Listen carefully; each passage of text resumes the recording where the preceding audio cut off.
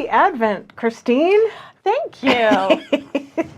We decided that we are going to do short episodes that are like an Advent rip-off calendar. That's right. Leading up to Christmas, kind of thinking through Christmas issues, right? Issues, yes. I think that's a great thing because there's lots of stories out there that I was not aware of, and we'll get to that.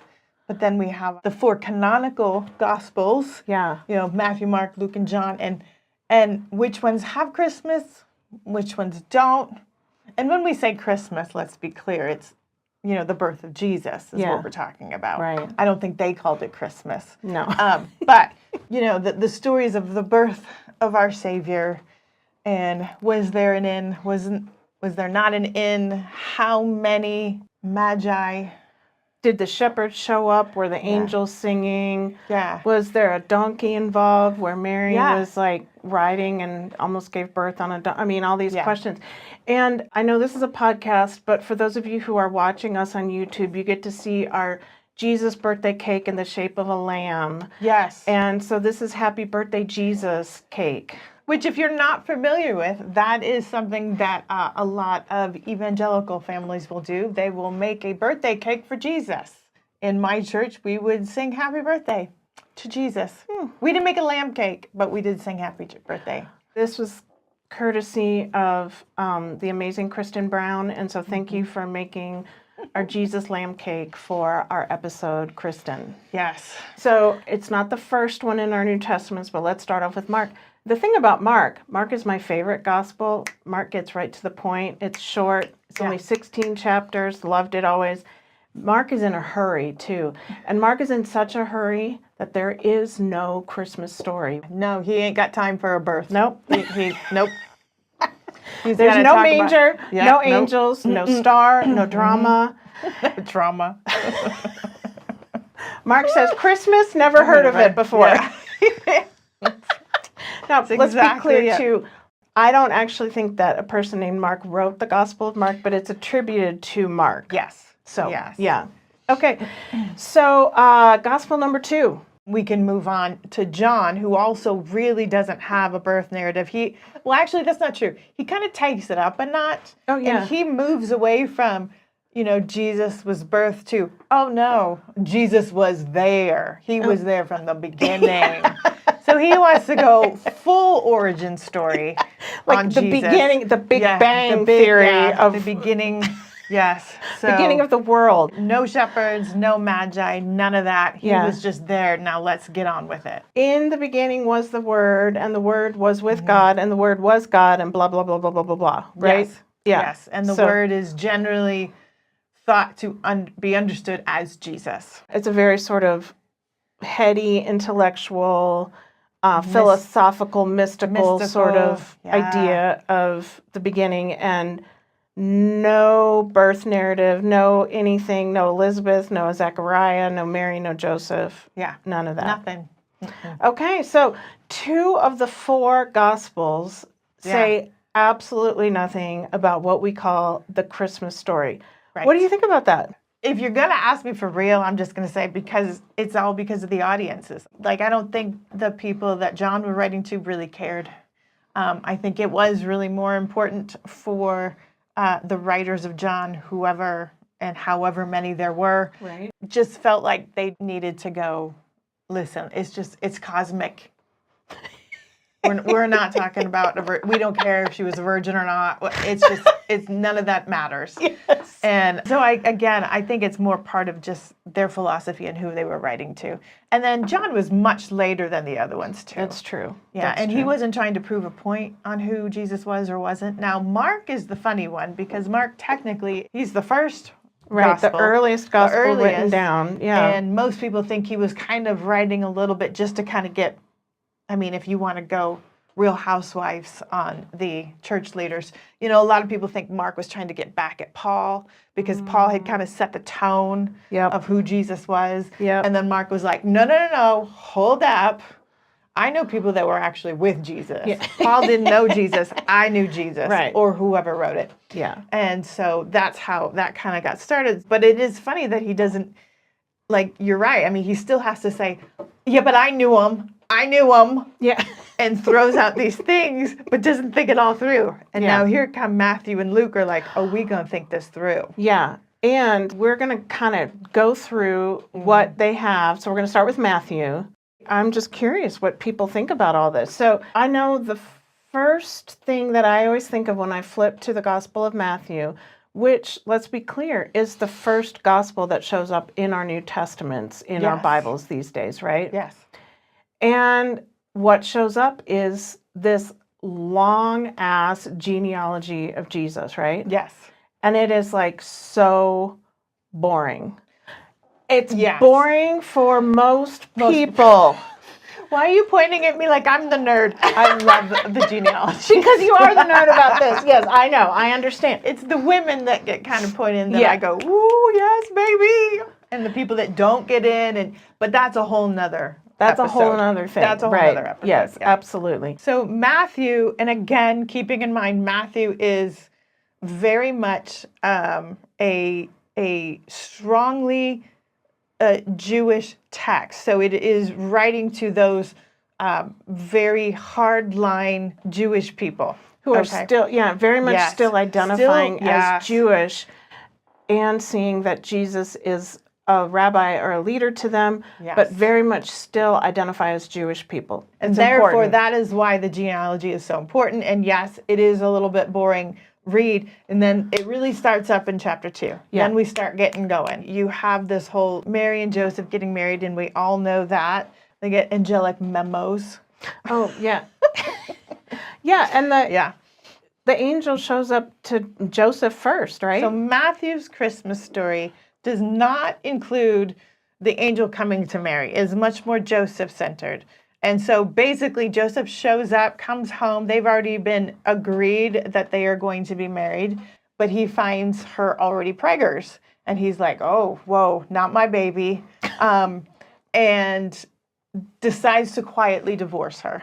That's when he has his little dream and is visited by an angel and told what is going to happen. The other interesting thing is that I don't see that they call Mary a virgin in this one. They use the scripture from Isaiah, I think it's Isaiah, where the virgin will be with child and then she will have the child and they will call him Emmanuel. A virgin in that setting, as you have taught me, is more just a young woman. Right. The word, it's a Hebrew word, and it Right. just means young woman. When it got translated into the Greek word is parthenos, Yeah, which yeah. can be translated young woman or a young woman who hasn't yet had her first child, or a virgin. Yeah. And of course, most Christian translators, especially coming into English now, have chosen to say virgin all these years. And so, we have So this now we whole- have the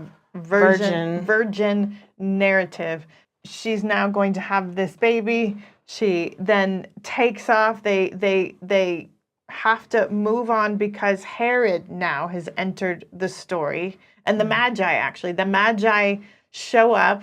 That's right, in chapter 2. And then they start going, hey, pretty sure the Messiah's here. Follow the star. Well, and also what's so funny is it's like so Joseph awakes from the dream. He takes Mary as his wife. And then the whole Christmas story that we know of is told in this line.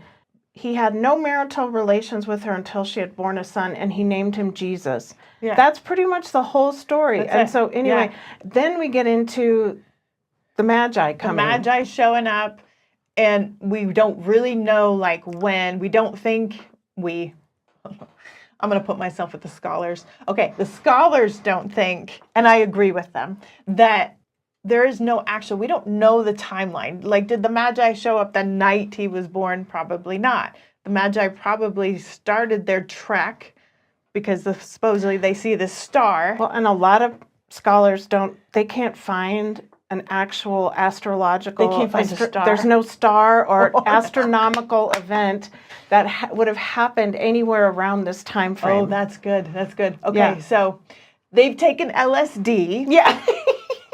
Found a star, started walking. We have no idea when they got there. Could be anywhere from 6 months to 2 years. But somehow they show up in this town and they start yelling, where's the Messiah? Yeah.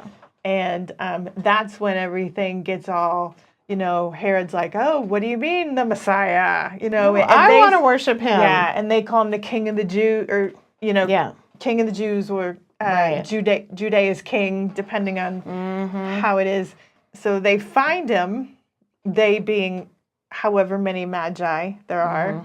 They have all these gifts, apparently, frankincense, myrrh. They lay it at the feet of this supposed toddler, who can we just stop right there? You're going to lay all this stuff at a toddler's feet. They probably can't put things in their mouth, but of course is going to put things in their mouth. Anyway. Frankincense, myrrh. Yeah. And then after meeting little baby Jesus, they go to sleep and they have a dream, and the angel tells them, there are lots of dreams. People were having lots of dreams in these days. Basically, they are told, get the heck out. Don't go back to Herod and tell him anything about this baby, where you found him, all that good stuff, and get gone. They do that. Herod gets really mad because now he's been tricked and nobody listened to him, and he's in charge, and he has this power trip, and unfortunately then goes after all these children 2 years and younger, which, where was John the Baptist? That is exactly the question. How did he survive? But other ones then didn't. Again, he was in the woods eating locusts. Maybe they started him early on that. Two or whatever. I don't know. I know. Interesting. So part of what some scholars talk about is that because the Gospel of Matthew is so focused and comes out of a very strong Jewish community, that really what they're trying to do in this gospel is make the connections to Moses. And so like in Moses' story, you've got Moses coming out of Egypt, and here you've got Jesus going to Egypt as a baby. And you've got, the Passover story where all the young boys are killed and all this kind of stuff. And so so what many people believe now, who are New Testament scholars, they think that they're really trying to show the parallels between Jesus and Moses, and how Jesus is the new Moses. Right. So. Right.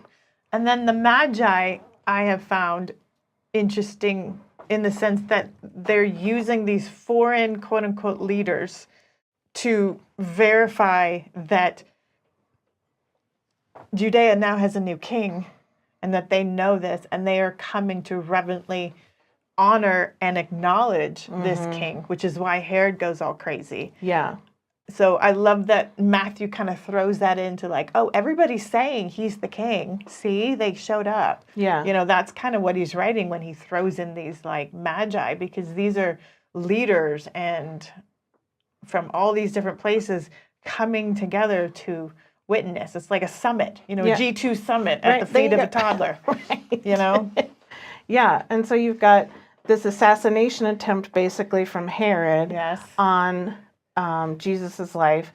And you've got these astrologers, magi, whatever you want to call them, coming to honor and recognize Jesus's kingship, even though they're not Jewish and they're not from the neighborhood at all. No, yeah. So there's no manger. No manger. There's no inn or innkeeper. There's no long walks at night on the donkey. This is all very much like, hey, come see me. I'm over here. And if you want, you can come in and we'll let you come worship at our feet. But that was it. So it's all about there's a very big political intrigue going on that's being caused by the birth of Jesus. Yes. In Matthew. Yes. Matthew is pretty much staking a claim here. Like, this is the guy. Yeah. Yeah. So then we've got Luke. And Luke is really, I think, that's the Charlie Brown Christmas special, right? That's perfect. Yes. I mean, that's what the Charlie Brown is. Christmas special is based on, Yes. which is really funny to think about. Oh, I didn't know that. Oh, that's so cute. Yeah. Oh, well. Yeah. Yeah, all Yeah. right. So what's interesting to me about the Gospel of Luke is that it starts off with Zechariah, and who's a priest in the temple, and he has this experience, and he's being told that his wife, who's very old and they've never had a child, Yes. is going to have a child. And he's like, yeah, whatever. You Yeah. know, like, Yeah. as if. And so he ends up becoming mute then the rest of his wife's pregnancy and Yeah. doesn't speak until the child is born. And Elizabeth also is told that she's going to have a child. She has John the Baptist. Mm-hmm. And while she's pregnant, Mary has an encounter with an angel and is told she's going to have a baby. What is interesting is that there is this, Mary consents to having this divine child. You know, so there's this whole thing about consent in Luke that you don't ever think about, but I love that it shows up. She's like, yes, I'll do this. Let it be with me according to your word, is what she says at the end of her, what we call the Song of Mary in Luke. And so she then goes and stays with Elizabeth while she's pregnant. We don't hear about Joseph in the Gospel of Luke. Yeah. And what are the other things that show up in Luke that don't show up in Matthew even? The genealogies don't match. So going back to being, Yeah. you know, because so there, and that's, like I said, that's a whole nother episode. The genealogies actually continue that whole, you know, political or not political. Most people see that the Luke gospel, although I love that you say it's the Charlie Brown one, is much more for the everyday people. So there are no magi from the east coming Right. with gifts. And in fact, it's the shepherds that get the message. And they also get an angel that appears to them to tell them, hey, your king has now been born. And, you know, go say hi. It's the middle of the night, supposedly, you Right. know, because it came at night.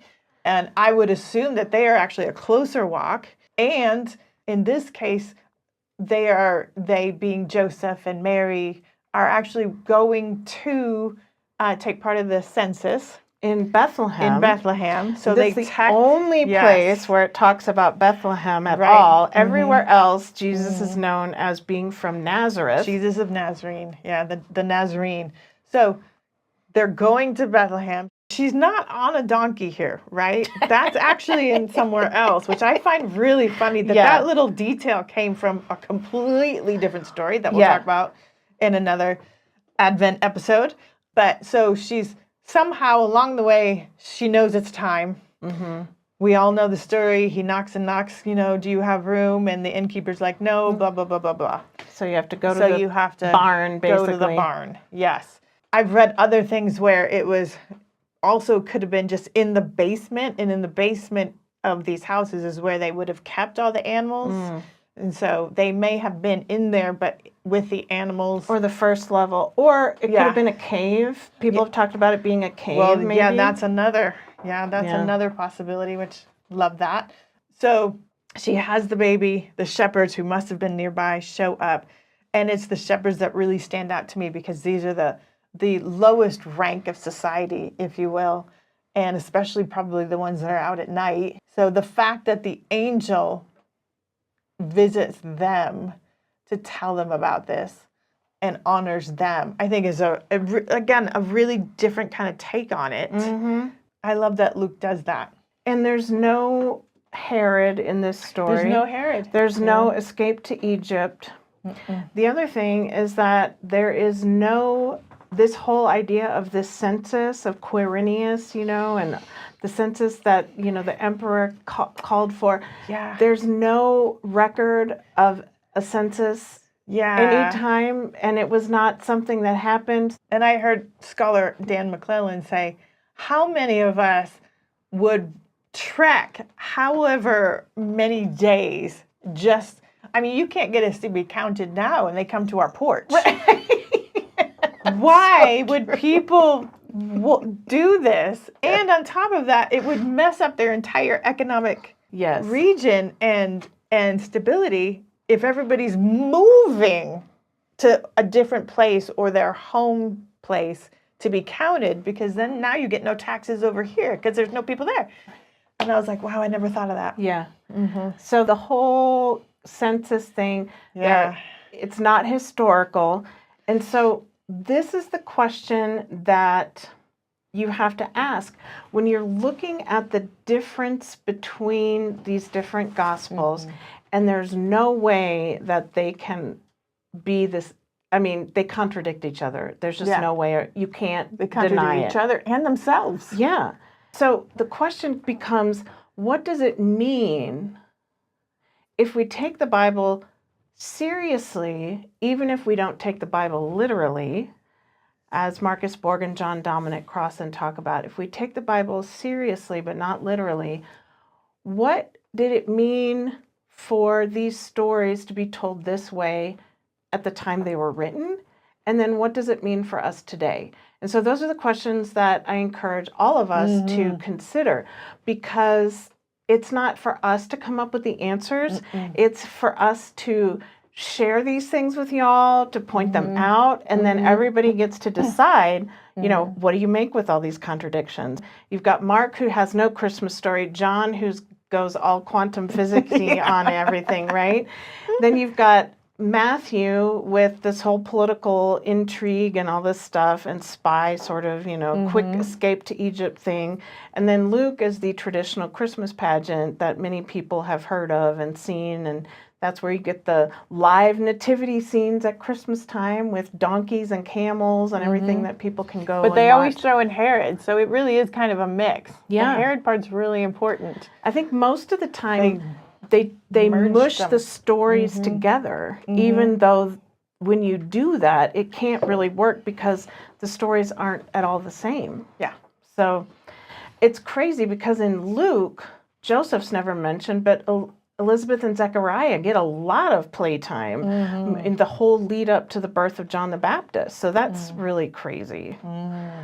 As we think about these different gospel versions of Christmas, or not, where Christmas isn't even important enough to warrant a story, which is interesting considering how Christmas is at the center of culture wars right now and has been for years now because of Jesus being the reason for the season. We can't look at these gospel stories, even the ones that have anything about Christmas, especially Matthew and Luke. These are not factual historical records. Right. We have to, there's no evidence of these things. Yes.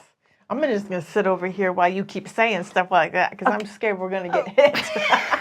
As the ex-evangelical in the room. I know. It's just like, yes. So, but I think we can look at what did these things mean. And so if we look at the Gospel of Matthew, what's important is that the writers are trying to point to how Jesus is the new Moses and making that connection to the story of Moses. And so that's what's important about the Matthew story. Even if it's not historically factual, the story can still be true in how it's tying Jesus into the Jewish tradition and showing how Jesus is the new Moses. Right. And I think with Luke, it's a much more, I don't want to say softer tone, but it is a much more female focused. You know, you have the plight of a barren woman, you have the plight of a virgin. And then you have, you know, just the rejected people of the society that seem to be the main important characters. I would like to point out, though, that the difference between God in both of them is kind of interesting, too. Matthew really doesn't talk too much about God in these stories. In fact, he's not even there. It's the angels that keep showing up. And then you get to Luke, and God seems to be a bit more unstable. Like if you don't listen to him, you're going to be what Zechariah was, deaf and mute. Oh yeah. Because he didn't believe God when the angel came. Like there's a little bit more of a, you know, and the women, of course, believe God all the time, and they are almost rewarded. So there does seem to be a little bit more of a women are badass.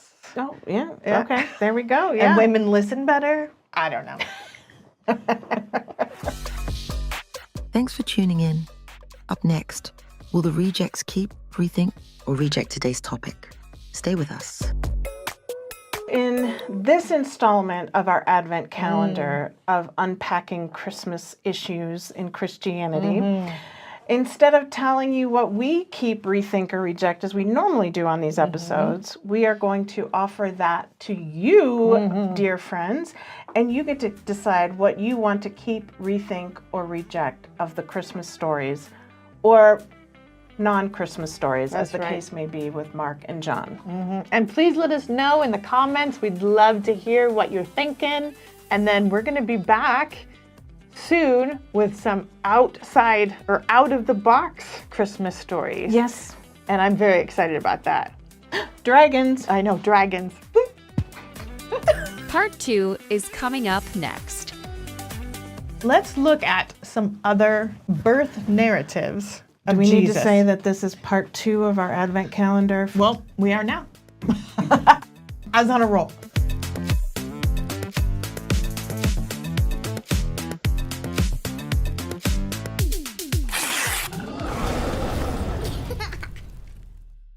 Welcome back to Religious Rejects, our Advent series. Today, we are going to talk about the non-canonical birth narratives. Yeah.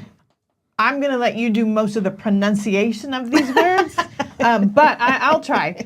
So we have 3 major ones we're going to talk about, and these are all stories about Jesus or Jesus's childhood that you would find in other places.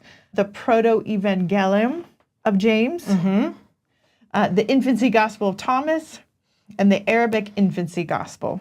So these are all really fun because it does feel like they came after Yeah. Matthew and Luke, which we talked about before, the crazy stuff, but then they add stuff to it.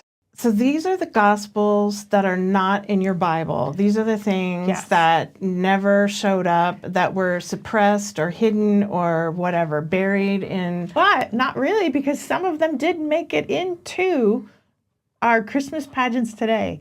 We talked last week. Details, right? Small that's details true. Yes, that you're did right. show up. You're right. that- One yeah. way to think about this is like it's like Christian fan fiction. Yes. That's like the Yes. best. I heard somebody say that, and I'm just like, that is such a great way of describing it. It's It fan really is. fiction for Jesus. Yeah, it's like people wanted to know more about some of the other characters. You have one of these stories that wants to complete the story of Elizabeth and Zachariah, and spoiler alert, it does not end well. No, it's not good for. And It's not good for poor Zechariah.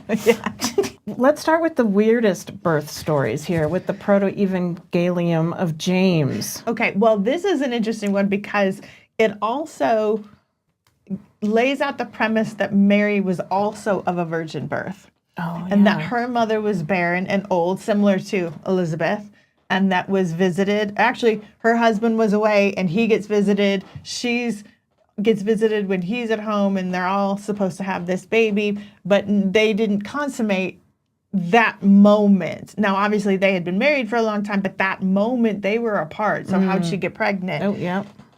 So she gets pregnant. She has Mary. They decide to dedicate Mary. So now this story sounds a lot like Samuel, where they decide after a certain amount of years that they've had with Mary, I think at 3, they decide to just deliver her over to a nunnery. Yeah. Yeah. She goes to the temple. Yeah, she's a which is little tiny crazy. nun. Tiny Yeah. nun. None before the nuns. Yes, a nun before the nuns. She grows up as much as you can grow up, you know, when you say 12 or 13 or whatever, however old she was. And now they've decided she's a woman and she needs to find a husband. So they have this arranged marriage. And it's a really weird bachelorette kind of Creepy, system. honestly. Yeah. This part I thought was really creepy because Joseph Yes. is really old in this version. Yeah, yeah. So they invite all of the widowers. So right there, you know it's going to be somebody older. They're Yeah. giving this child to widowers. Ugh. Okay. They have their own like competition, and basically they all have these staffs and they go one by one, and only Joseph's staff flowers. So he's the chosen He's the chosen bachelor, golden bachelor for Little Miss Mary. Little Mary, yeah. Yes. So there they go. Now they're together. Now Joseph has already had a family previously. This is where most people think, oh, this is where James was. So especially if you were on that idea that Mary was a virgin her entire life train, this is the fan fiction that tried to encourage that. Yeah, because if Mary was a virgin and was conceived in a virgin birth, and maintained her virginity through her whole life, which is a big part of the devotion of Mary in certain Christian traditions, she can't have other kids. No, right. So, right. where did the siblings of Jesus the come from? siblings were actually step siblings. Yeah, Okay. got it. So they were from the first marriage. Yeah. Or second or third. I don't know. Or whatever, We yeah. have no idea how many marriages Joseph had. Right. Now, same kind of thing. Herod's after them, blah, blah, blah, blah. They take off. This is where the donkey finally shows up that we see in every Christmas pageant, but it's not in Matthew the Bible, yeah. or Luke. It's actually here. So this little detail kind of snuck its way in. Mary is on the donkey and she's like, oh, it's a coming. I'm sorry. Having had a child too, I can't even imagine being on a donkey I know. in labor. It's terrible. Come on. I mean, there's your first clue that this probably isn't real. There's no way. Just kidding. Okay, so now she's on the donkey. She's having the baby. They gotta pull over. They find a cave. Mm-hmm. They go into the cave, and she has baby Jesus. But while she's in there, supposedly having the baby, Joseph is freaking out. He's trying to find a midwife. He finds these midwives. Please come help. She's having a baby. The midwives go in. Now this, I mean, come on, this. Mary's had Jesus, and somehow the subject of I was a virgin came up, to which the midwife is like, bullshit. Yeah. Let me actually check. She checks, which I don't even want to go into detail on how she checked, but she checked. And as she's pulling her hand out after checking it or putting it in, it burns. And when she comes out, her hand is just completely destroyed. So she has a permanent disfigurement. Now Her she's- hand is like... Yes. Yeah. Yes. But baby Jesus heals it. Little baby Jesus. So here's my question. Is the person checking... Is it not the case that if the person is checking her virginity, isn't that kind of like making her not a virgin too? I mean, I don't know. I'm like, this is like so screwed up. I've had so many questions over this the last thing. Like, even just having birth, I think would have tore the hymen a bit. Yeah. I mean, listen, I've had 2 vaginal births. Yeah. They tore the frick out of me. Yeah. Sorry. Yeah. I can't even imagine. Like, Right. So again, leading to not only was she a virgin and it was miraculous, and apparently there was no pain and it was lovely, and I'm like, well, shit. Yeah. That's not fair. Well, I guess that's how it... You know that it's true because it's... Only God can make that happen. That's So, right. That's yeah. right. So So then we've got the infancy gospel of Thomas, right? And so this is more stories about Jesus as a toddler, right? talk about the terrible too. Yeah, right? There's all kinds of crazy things happen here. So, and this is different from the Gospel of Thomas, which is Yes. sayings of Jesus, which more people might be familiar with. These are just stories about Jesus as a young, Yes. as a toddler, and then maybe into maybe up Yes. to age 12 or something like that. So, what are some of the things that happen in the infancy Gospel of Thomas? My favorite is the boys all playing on a roof, and one of the boys being pushed off the roof. Oh, but he just fell, Jesus said in there. Yeah. Yeah. Yeah. And then he dies Yeah. because he Fell off a roof. Jesus gets blamed. And Jesus in order to tell everybody he didn't do it, has to heal the kid and then say, "Did I push you?" To which the kid goes, "No." No, I just fell. Yeah. But I love how the entire community is like, "That Jesus is at it again." Yeah. So strange. This is also the one where later Joseph is like telling Jesus, please stop hurting people. Stop smiting people dead, you know? And so, you know, there's like all these issues that Jesus is getting disciplined by Joseph for his supernatural powers of blinding people, smiting people, raising people from the dead, all this kind of stuff. So, Yeah. and then we have the Arabic infancy gospel. And this one is pretty wild because there's things like dragons show up and they bow in reverence to the toddler Jesus. Okay, yeah, that one. That's kind of amazing. This is the one I read where Jesus is also like, and it's really funny because I can kind of picture this now because of CGI, which is so bad. In my mind, it's so weird, but these are the ones where like the cave glows, where she's having it and things happen and there's weather things. And then there's all of these children that are now running for their lives from a dragon.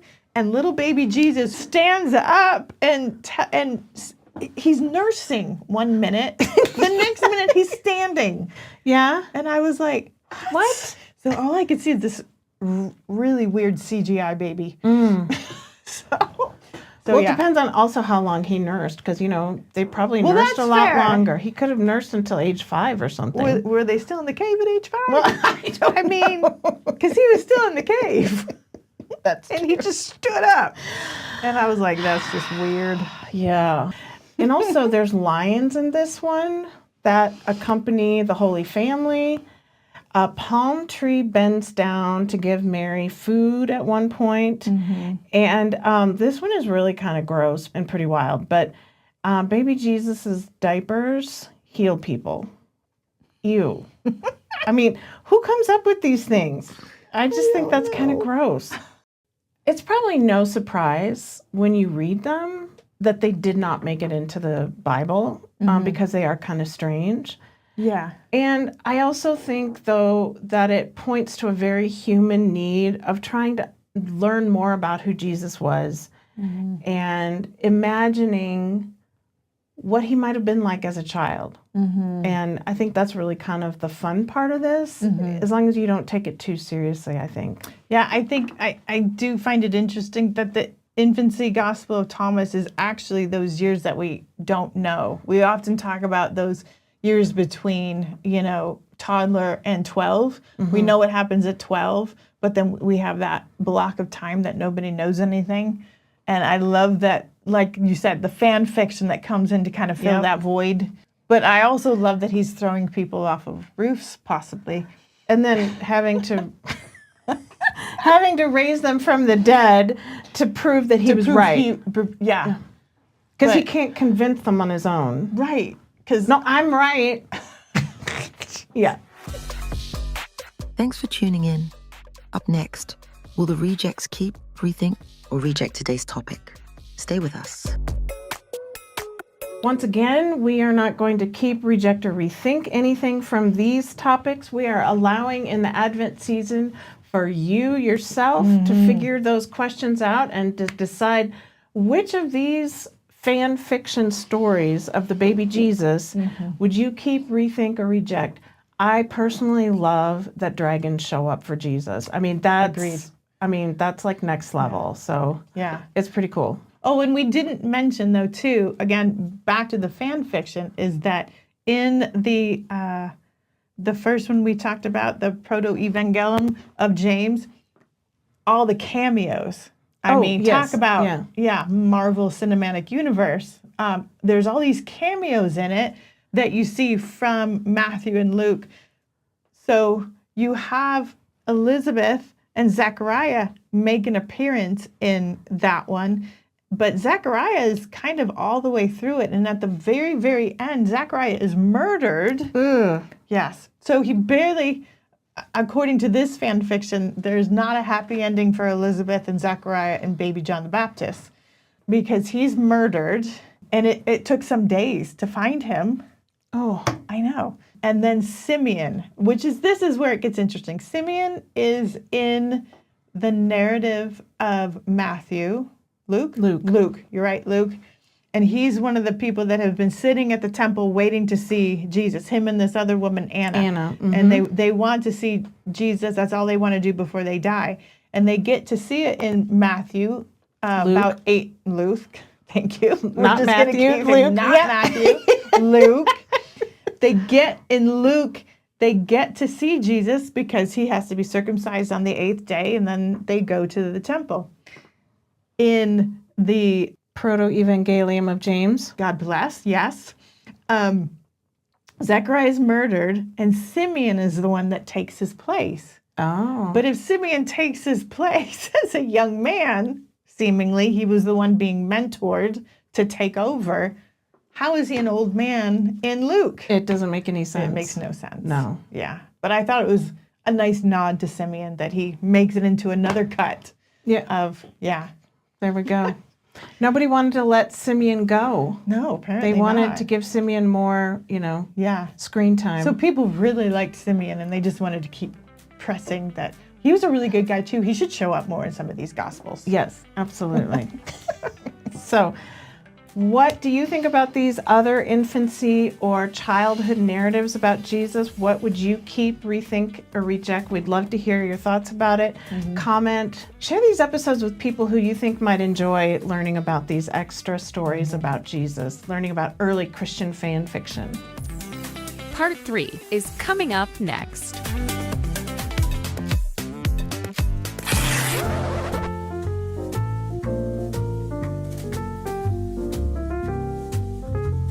Hello and welcome back to our third Advent special episode of Religious Rejects in this season as the Religious Rejects deal with issues with our Christmas stories. Today's going to be a fun one because I didn't actually realize that this was an issue. I mean, I knew it was an issue, but I didn't really know it was an issue until we started looking at this. Oh, yeah. And was Jesus of Nazareth born in Galilee or in Bethlehem? Yeah. Because he was supposed to have been born in Bethlehem, correct? Well, he's really born in Nazareth, which is in Galilee. So, And that's kind of far apart, right? Well, in that time, yes, it would have been a long ways away from each Okay. other. Yes. So, what if the real historical event surrounding Jesus's birth wasn't a census like Luke talks about, but a violent Roman crackdown right next door to his home village of Nazareth? Oh my goodness. Yeah, this is something I didn't know about until very recently. So, Okay. yeah, so this is a whole thing. It's called the Sepphoris Revolt. Okay. And Sepphoris is a name of a guy or... Sepphoris is a town, a little okay. town that was maybe like 4 miles maybe from the town of Nazareth. Okay. Yeah, so Interesting. pretty wild. Okay.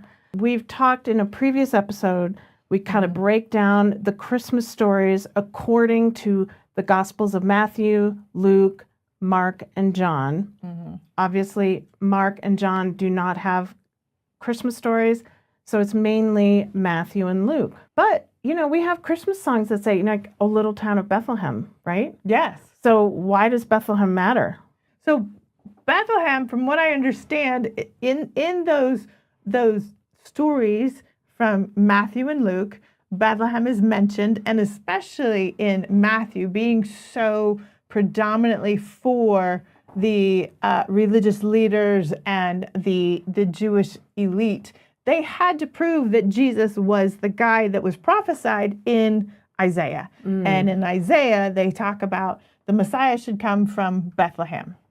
Okay, so Bethlehem is a key if you're going to decide that Jesus is the Messiah. So they've got to make him come through Bethlehem somehow. Got it. Yep. Well, that makes sense. Okay. That's the issue with Bethlehem. There's another issue from the Gospel of Luke, which is about the census that Quirinius requires them, not Matthew, Quirinius requires My bad. Mary and Joseph to go to a census, and they have to go to Bethlehem for the census. And the reality is that this is historically impossible, that this is not actually something that could have happened. Scholars have been looking at this for many years and have had many debates about this. Their consensus now is that Jesus was born between 7 and 4 BC, not at year 0 or 1, according to our calendar now. So, and the census that is referred to in this Quirinius' census, it actually took place in the year 6. So, Jesus would have been, anywhere from he could have been even 10 years old by that point. So, and it was a decade after Herod the Great's death. So that's, there's no way that could have happened when Jesus was an infant. Also, the Romans, in their governmental system, they never required people to return to their ancestral towns. This is very well documented, and there's just no way. So there's a reason. It's not for historical reasons, but there's another reason that Luke is doing this. Luke is trying to tie Jesus to Bethlehem for, theological and a narrative arc rather than for a historical fact. So you're saying, though, that the real big event at this time that drove people supposedly to Bethlehem, or No, not to Bethlehem? Not related to Bethlehem at all. Okay. Oh, but there was a big event. That the defining event probably of Jesus's life would have happened either right before he was born or in his first few years of life. And that would have been the Sepphoris Revolt. Okay. And this is documented through histories written about the Jewish people from a historian named Josephus. And so what happened is Herod the Great, who was the king of the Jewish people at this time, the father of the Herod that shows up in Jesus's, in the Gospels later on, where Okay. they're killing John the Baptist and all that stuff. So Herod the Great is the father of the Herod from the Gospels that we know. He died around 4 BC. And there's uprising across Judea and Galilee, and the Jewish people are trying to overthrow the Roman governance of themselves. They're trying to free themselves. And in Sepphoris, a small town, which was bigger than the town that Jesus was born in, which was Nazareth, in Sepphoris, there's a guy named Judas, who's the son of Ezekias, and he leads a group of rebels into the Roman armory, and they steal the weapons, and they start an uprising against the Roman soldiers that are in the area. Wow. Now, anybody who knows Rome knows that Rome is very serious about uprisings, and they do not take these things lightly.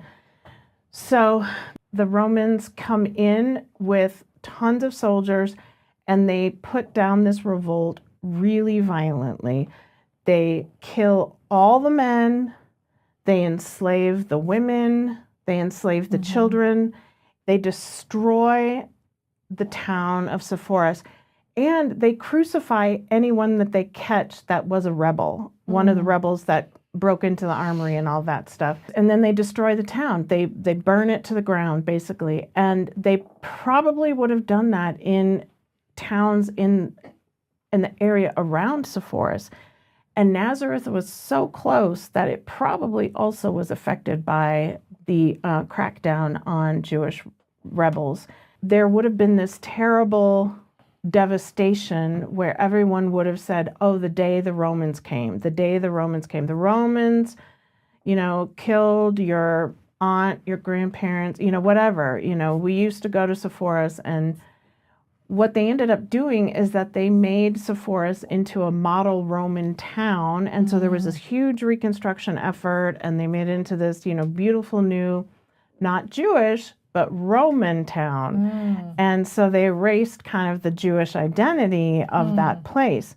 And people speculate, perhaps Jesus's father Joseph, being a builder or a carpenter, he could have been involved in the reconstruction of the town after the devastation.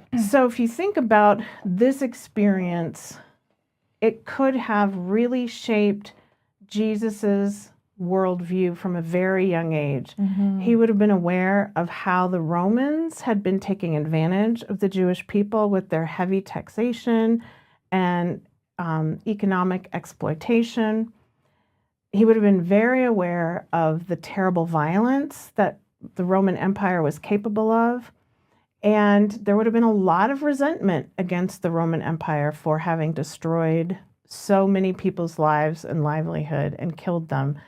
When you think about this story, which I had never heard of until very recently, when you think about this Sepphoris revolt and being so close to where Jesus was born, hearing all the later messages that Jesus talks about with peace and resistance and justice, they hit very differently than they ever did before I knew this story. So then Luke then chooses to rewrite the birth narrative or whatever as a way possibly to realign things, to show that Jesus was the Messiah. So when later Jesus, who has possibly witnessed these things and now has this maybe call on his life to take down the Romans somehow, some way, whatever it is, or those around him that wanted to say this was the Messiah, this was the guy, then Luke is going to rewrite all of these things into it or add these details that may not have been true just to kind of bolster that story that Jesus was who he said he was. Right. Kind of a And I thing. think also to really make those connections to some of the stories that people would have known about and to really show that he was coming from a tradition that he was fulfilling prophecies and things like that. And so, because, a big question people had is like, well, if Jesus is the Messiah, then why did he die? Why was he crucified? And so people had to defend the story of Jesus and who Jesus was against these questions that people had. And so they were making these connections, Luke and Matthew, to the Jewish stories of, the prophecies about a Messiah coming to save them. In the meantime, Luke is taking, this basically erases this whole story of the violent crackdown of the Romans against the Jewish people right around the time of Jesus's birth or his early toddler years. So it's kind of wild that none of this shows up in any of the gospel stories or in the story of how Jesus came to be who he was. And yet it feels like it'd be a very, very important piece to that puzzle. Absolutely. And there's no shepherds, no magi, no magical donkeys. No dragons No either from those dragons. infancy narratives from other gospels. When we look at Jesus being born in the area of Galilee, in Nazareth, which, when Paul talks about Jesus, it's all Jesus of Nazareth. Yeah. And so the earliest traditions about Jesus all talk about Jesus being from Nazareth, not Bethlehem. Yes, because let's remind viewers that Paul actually started writing about Jesus first. Yes. And Paul was very much stated repeatedly that Jesus was from Nazareth. It wasn't until later that they started to add these quote unquote details that may have been misleading, but tried to paint a bit of a different picture. Absolutely. If Jesus was from Nazareth and that was where he grew up, and he grew up in the shadow of this terrible, horrifically violent crackdown of the Roman army against a Jewish uprising and rebellion, Jesus would have had everyday experiences of knowing what it was like to live among the Romans, possibly even, if his dad was a builder or a carpenter, he might have helped his dad out in the reconstruction of Sepphoris.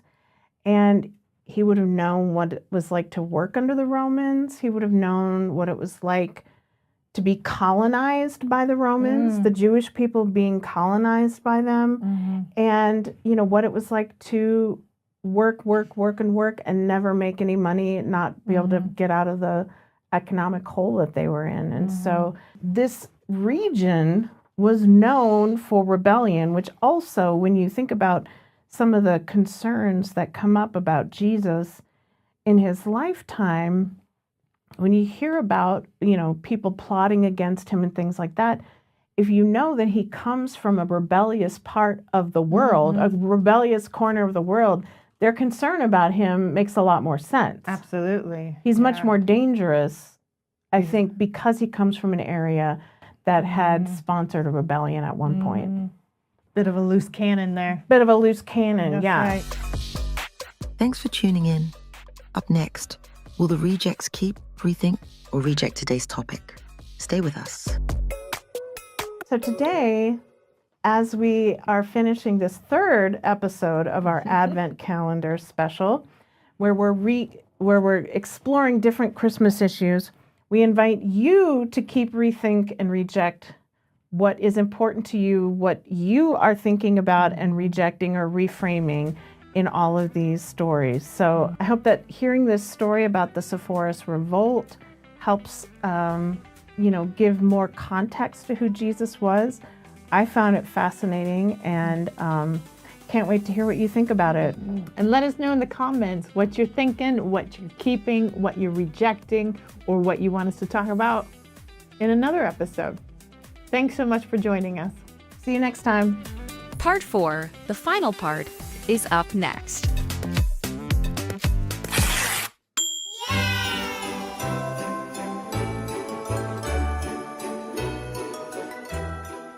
Hello and welcome to our fourth special Christmas episode, mini episode of the Religious Rejects podcast. We are giving you a sort of Advent calendar of sorts of Christmas issues, and today's going to be a little bit different. Today we're going to get a little bit more personal and kind of just talk about our own experiences with Christmas and traditions in our families that we grew up with. So welcome, and we're glad you're here.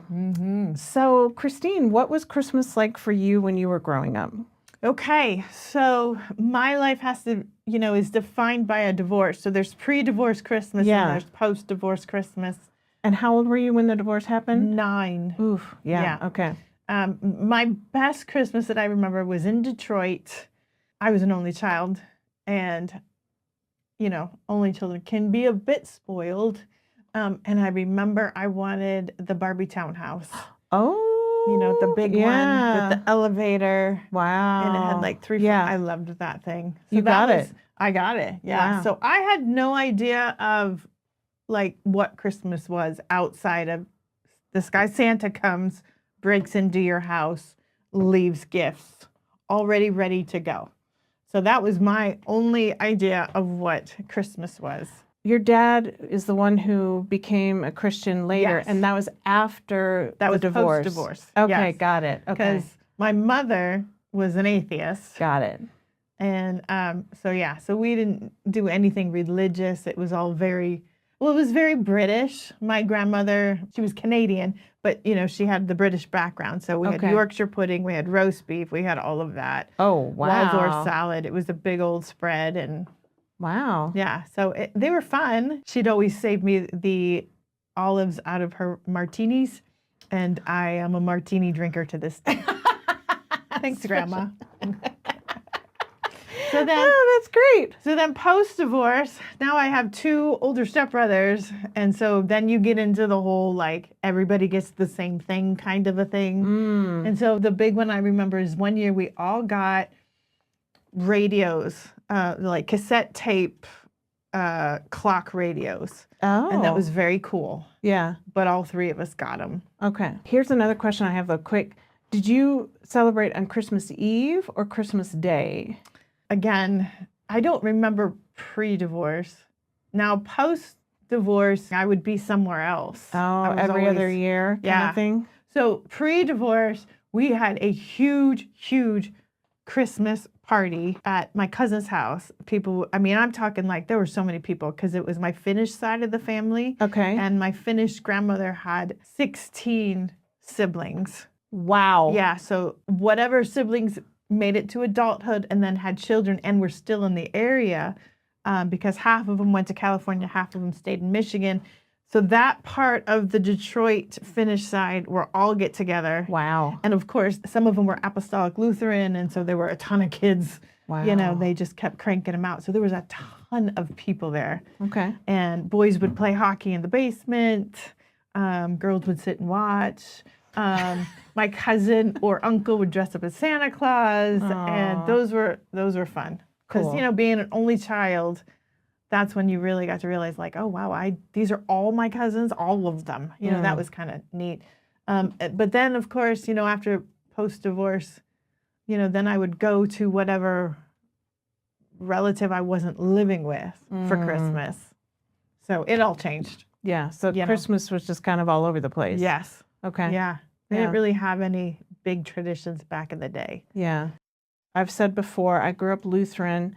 My family is Northern European background. So Swedish and Danish on one side of the family, the other side of the family, pretty much all Norwegian. And so in our household, Christmas Eve was the big day that was celebrated. In our family, we were into music and all kinds of stuff. So we were always in the handbell choirs and in the choirs and all that kind of stuff. So there were always like Christmas concerts that we had to be at and all that stuff. And usually we were involved in the music for like the Christmas Eve services. So this was another thing that was funny in our family because we had a lot of cultural memories of the immigrants that my family came from. So my dad, being Norwegian, he loved to have lutefisk. Now, if anyone knows what lutefisk is, it's the consistency of Jell-O. It is dried cod. I don't believe Norwegians actually eat lutefisk today. It's like it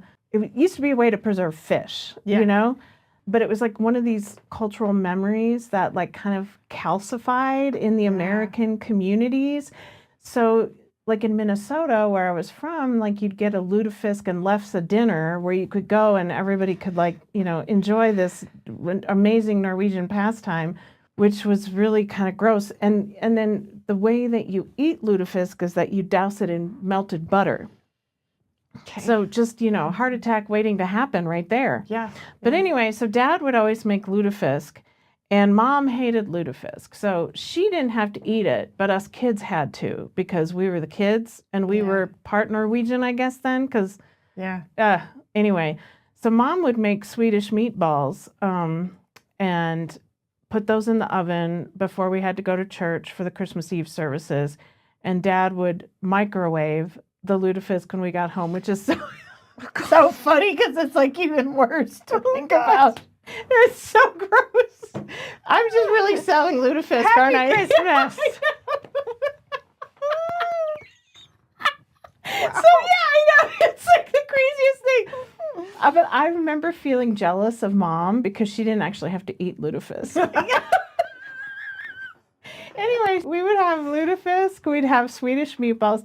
Now, a funny story is that after my mom died and we were going through all the stuff from their house and everything, her Swedish meatball recipe was actually Italian Parmesan meatballs. So they weren't even Swedish meatballs. I just think that's really funny. But anyway, they were really good meatballs, but not Swedish meatballs. So we would also make lefse, which is a Norwegian flatbread, but it's made from potatoes and it's thinner than like a tortilla or something like that. But we would always make that like around Thanksgiving, and then we'd have that throughout the Christmas season. Again, one of these cultural memories from Norway that survived in the American Norwegian descendants. So we did all that kind of stuff. And in my household, Santa Claus, we were not allowed to talk about Santa Claus, not allowed to talk, but my parents were very clear that Santa was not real. Okay. Yeah. The point to Christmas was Jesus, not Santa. So like the whole Santa thing, like we never had that you know, oh, Santa's coming and bringing you gifts. Nothing. We didn't. Our household, that was not allowed because the whole point to Christmas was Jesus being born, not Santa bringing us gifts. Wow. Yeah. So did you have to read the narratives every Christmas? No. Or because you went to mass? We would have the early service, come home, eat dinner, and then go back for the late service or whatever and sing in the choir, play in the handbook choir, or whatever we were in at that time. So no Santa was allowed in our household. Yeah. Whereas in my household, we read "'Twas the Night Before Christmas" Oh. every year. Every year. Did you like it? I loved it. Okay. Yeah, absolutely loved it. Yeah. No, I don't remember that we did that. I mean, I loved it so much that my imagination really took off with me, and I would think I would see him. Oh. Yeah. So I was like, he's there! He's right there! You know, I would get all excited. Did you leave cookies and milk out for Santa or anything like that, or no? Yes. Okay. I do remember doing that. Were there some bites point. out of the cookies, or were they No. gone in the morning? No. And I didn't do it with my mother. She seemed to not like mornings. So my dad, though, I feel like when I was with my dad, be like, yeah, let's do it. You know? But yeah. I don't know. She would barely make it out. Oh. And I feel her today. Because you're not a morning person, no? I'm not a morning person either, but yeah, Yeah. that's so funny. Yeah. Okay. So did you have any other foods that were like a Christmas thing? So you had, with your Yeah. one family, it was like British. Did you have Finnish food with your Finnish side of your family? I didn't even know we were Finnish, to be honest with you. And Oh. that's just a weird story about, I don't know if it's a Finnish thing. I don't know what happened, but it doesn't seem like anybody ever talked about the fact that we were Finnish. Okay. But they were 100% Finnish. Wow. And I was like, why? You know, and it wasn't until I was in my 20s, I was like, why did nobody talk about this? You know, there were little clues and stuff. Anyway, my British grandmother was such a foodie, and she made the entire spread. And, you know, we had Christmas cookies, rum balls. I love rum balls. Oh, yeah. Okay. She did pecan puffs, which I do to this day. Oh. My dad says they're better than hers. He's a beautiful liar.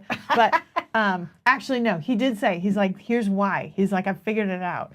And it's because she would actually have to cut all the pecans, and so they'd be bigger pieces, where I actually put them through a nut grinder. Oh. And yeah, he's like, that's why yours are better. And I was like, oh, that's very sweet. Nice. So yes, the pecan puffs, and so I still do that. My best times was just, she wouldn't let me help, but she would put me in the chair, and I would just sit and watch her cook.